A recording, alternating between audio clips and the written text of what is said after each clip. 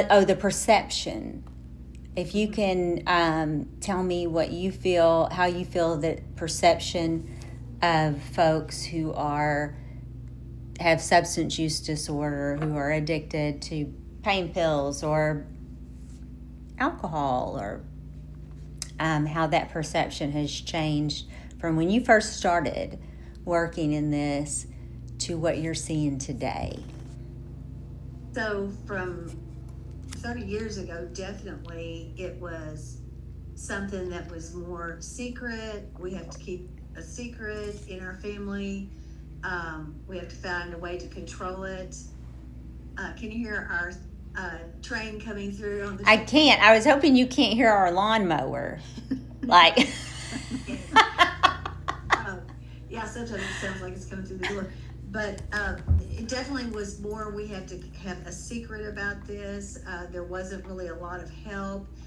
Insurance was more available if you did go to treatment, not so much. Yeah. And more family, which is kind of strange. There was a lot more family help available 37 years ago. Yeah, that's weird. It is weird. And then the insurance changed, and so that was one of the services that was not found so much at the treatment centers. So that kind of rocked the boat a little bit, I think. Okay. But it also caused in this recovery support services piece and figuring out what our role was at the table. We've really kind of had to take a stand on lived experience. I know is what is a common term, and lived experience is always thought of as the person who's actually taken the substances or used the substances, but lived experience is every family member. I'm sorry. I agree. Raise my hand, I'm one of those people. Ours too. Yeah, ours too. Exactly, because the family has to get into recovery as well. So I think that perception is maybe just coming to the forefront. So we've had maybe more treatment for people, and through AA, thank God, and Al-Anon, and faith-based ministries, there's just been a different perception, like, hey, recovery is available, it should be available for everyone, and there's been a growing acceptance in that way, but not so much for families. Families are just now, I think, understanding that we've been impacted, and it's not because of that person, it's because of the addiction. That's what I was seeing. My term ended January 1 as senator, and that's what I've seen for the past few years is, and I think God just kind of plants these seeds in multiple people at the same time, but I really started seeing that as I was going and speaking at different conferences, what was lacking was talking about how the whole family needed treated. I had a little guy, I was going around as representative and senator speaking, third, fourth, and fifth graders at different times, just as their representative senator. And I always focused on where I grew up in the trailer parks, where I moving over 30 times, before I ended up having to quit school at 15 to help take care of my family. Growing up in sexual addiction, drug abuse, and horrific domestic violence. And so I didn't get into the details, of course, with the babies, but I did talk about how your past doesn't define you and you get to be anything. What you're seeing around you right now at home isn't what makes you who you get to be. You get to choose. And so I would touch on a few of those things that I knew, was at their level. I had a little guy at Scott Central want to give me a hug after I spoke, and he whispered in my ear. He said, "My grandmama told me that my mama would rather make drugs than be with me, and that's why she's gone." And it just crushed me, and and I thought, gosh, I'm so thankful for God to have opened my eyes when I had Caden, my daughter's son, because I knew she's my baby, and I knew how much she loved him, and I knew that even though it was a learning process for me, and I was still trying to get there to understanding that it wasn't her choosing to do this instead of us. It wasn't her going back on what I had taught her or growing up in church. It was these neurological changes that had occurred that hadn't been addressed, these physical changes to her body that had occurred that hadn't been addressed. But I always talk to him about the fact that, look, Mama's sick, and we just haven't figured out how to get her the help that she needs yet. But one of these days, we're going to figure out the right doctor, and she's going to get the help that she needs. But these babies internalize that. Yes. And to grow up with that, and look, I get it. I understand the anger that grandmother is going through, and the, feeling like you've done all this, for your child, and you've loved them with your whole heart, and this is how they repay you. But that grandmother needs education. Yes. And so that this cycle is not perpetuating, because that baby at some point is going to want to numb his pain. Yes. And when he finds that thing that numbs it, he might not let it go. Yes. And his pain, a lot of it is stemming from not truly understanding, not having the education of what his mother's actually going through. It's an education thing. Yes. And so treating the whole family has to happen. I mean, if we're going to break this cycle. Yes. So I'm so glad, that we're having this conversation, but I've just been leading a group using a codependency book. I love it's Spirit Life Recovery out of, I think, California, but they're so good. And she has said things about codependency that were enlightening for me at 73 years of age, and seeing new levels of things. But one thing that I say all the time, that the past is not in the past, it's in the present. Oh, yeah. Right? Yeah, that's good. Yeah, that's true, and that is good. Whew. But it's true, because that's still what's driving us, right? To make decisions. Just like this little boy that you're talking about.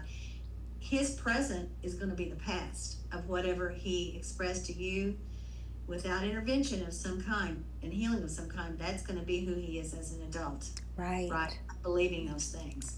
So we take all those things that we learn, and I had a wonderful family and all that, but one of the things that you wouldn't consider it abuse of any type, but it was more neglect, because my mama, who was wonderful, was so afraid for us to be hurt, me and my brother, because she loved us so much. Girl, I didn't know how to pump gas until I was married at 20 years of age. And that's fine. I don't want to do that anyway. But man, those were the days when somebody would come out and ask you how much you wanted in your tank. Exactly. But here's the thing, is that that's a form of neglect. When you don't have the coping skills, and stuff that you're trying to process, and you don't know how to process that as a little child, then we take on all these coping skills. That incorrect, but nobody has told it, and there's survival, and then we go through all of our junk, and then we take all of that into adulthood. Ask me how I know. Right. And, there are so many things that I've realized about my own life, and why I still did things certain ways, and even which is too much to get into right now. But one of my precious daughters went through some stuff about a year ago, and I am so sorry she had to go through that. But in that process, it was life-changing for her, and it was life-changing for me, because what I felt was this tremendous anxiety last year. Oh my God. And I told my pastor, which we go to a wonderful church, River Bend. It's a recovery church down in New Madrid. And I told my pastor, GL, I just want to send a text to my whole family to tell them how much I love them. I mean, seriously, I felt so much anxiety. And he said, that's fine if they're 10 years old. Well, they're not. No. Well, that's hard for a mama to hear. Yeah. Turning point for me, and it made me realize that my body was telling me about the trauma and what I was trying, and about my codependency. Now, if I could recognize that, call it what it is, take my hands off of what I thought I had to do, Yeah. fix and compensate, that God would take care of it. Right. That's the biggie. That's hard. No matter what was going on, he loves that person. Right. I tell myself that all the time, that God loves my children more than I do. And that's hard to fathom, but it is the truth. It is the truth. And I have to I have to remind myself of that multiple times a week. Yeah.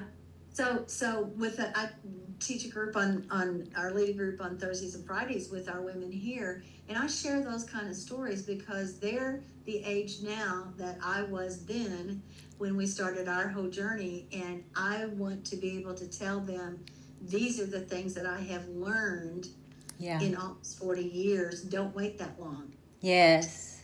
And ask God to show you how to work that into your life right now. Yeah. Now and I know that we have to go, and I'm so sorry we had some technical issues on the front end. But do you do a family style meeting or treatment for the women that you guys see? Well, that's interesting that you brought that up. So we applied actually for something we thought we were going to get, or just we were so sure about it, a family recovery, because we already do it, but not in a structured way. And we didn't get it, but it taught us something, and it didn't allow us to be who we are really. And God just said, "Be who you are and do it." And so, okay, I like it. Yeah, we're in the process right now. Shelley has talked to some Al-Anon folks to see if they would like to make their home here, and we already Miss Rose, that works with us and stuff. She said, I really have the heart to work with the families. So we're making some shifts right now without, particularly any funding. We're going to do this. I love it. Because God says to, and do it the way he wants it, So we do it and have been doing it, but now we're going to really do it. So, nice. Yeah. So cool. It's so cool. The families have to be involved. They have to be involved. Well, I can't tell you how much we appreciate you getting on here today, but all the work that you have done over the years that has affected countless numbers of people, and not just Southeast Missouri. When I was Teresa actually met your daughters. Yeah. A few months ago. We were downtown Cape, and we went to a jazz night, and the girls were there. Oh yes, I heard. And it was so fun. They were so fun. The four of us had a great time,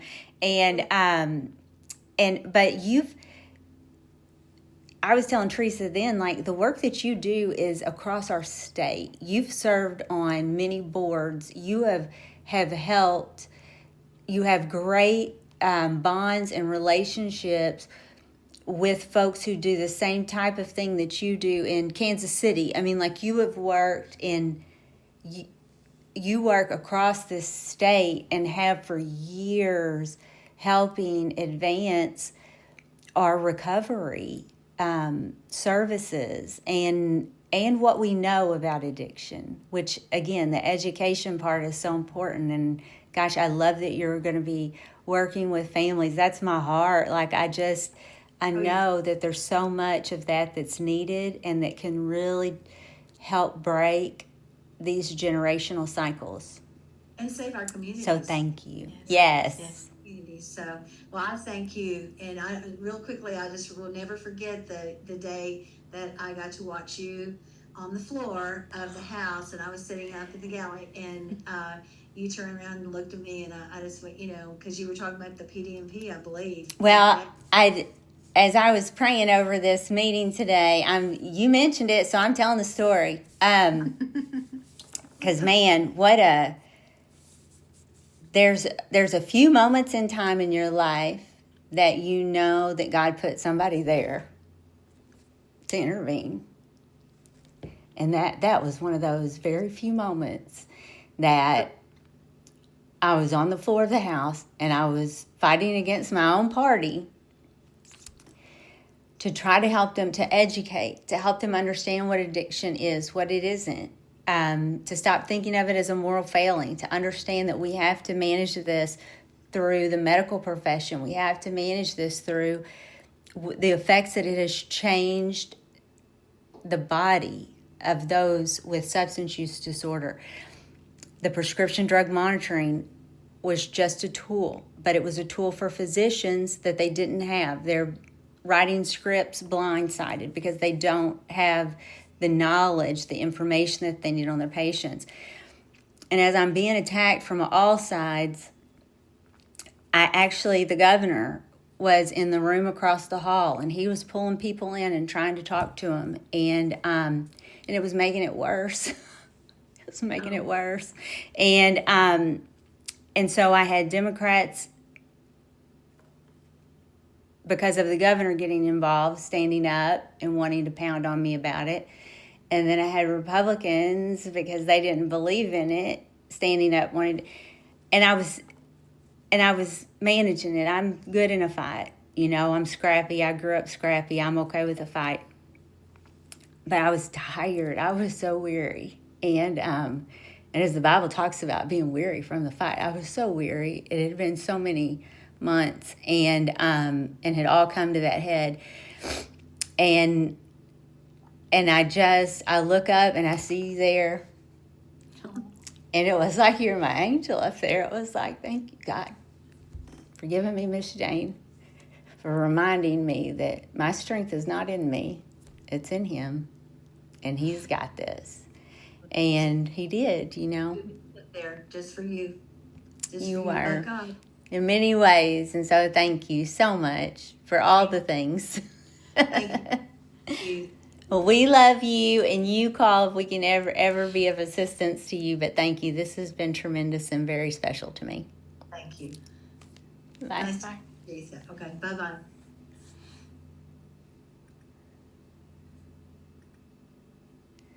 Oh, God, did it not record?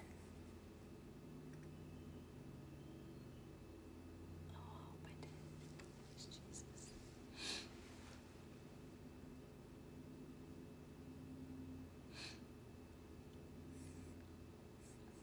Teresa, I know I looked up and that said recording.